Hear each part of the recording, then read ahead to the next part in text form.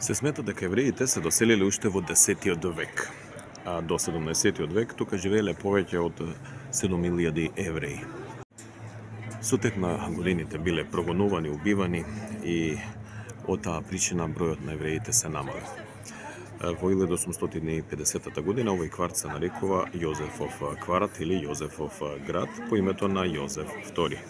Во 18-тиот век, некаде во средината, Марија Тереза наредила да се протераат евреите од овој дел. И еве тука по патот прво налетавме на старо-новата синагога. Оваа синагога е од 13-тиот век. На почетокот била наречена нова, но со тек на времето и градење на други храмови, додадено името стар. И денеска го носи името старо-нова синагога. Таа, за разлика од другите синагоги, успева да ги преживее сите средновековни катастрофи и е се уште активна синагога. Лево од синагогата се упатив кон старите еврејски гробишта. На крајот од уличката пред нас налетавме на еврејската церемонијална сала.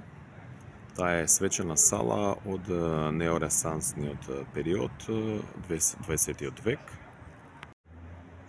Се наоѓа веднаш до гробиштата. На првиот кат се наоѓа соба во која некогаш се капеле починатите, а на вториот кат собата на погребалното предпријатие. Денеска е изложбен простор. За жал, влезот во еврејските гробишта беше затворен. Ова се гробишта од 15 до 18 век со над 20.000 надгробни плочи и се смета за едно од најстарите и најсочуваните гробишта. Најстарата надгробна плоча му припаѓа на рабинот Авигдору и потекна од 1439 година.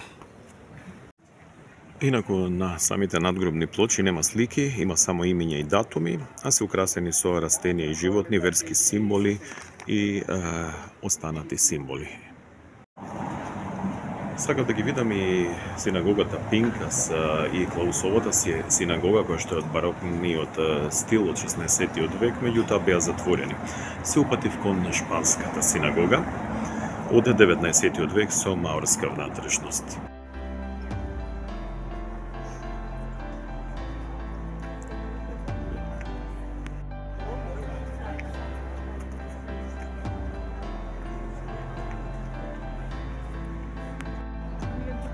Веќе сами да забележавте, пред синагогата или веднаш до шпанската синагога се наоѓа и фигура на Франц Кафка, која што се наоѓа на обезглавен човек.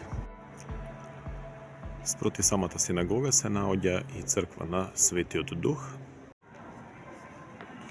Црквата се наоѓа во Јозефовиот или во еврејскиот кварт.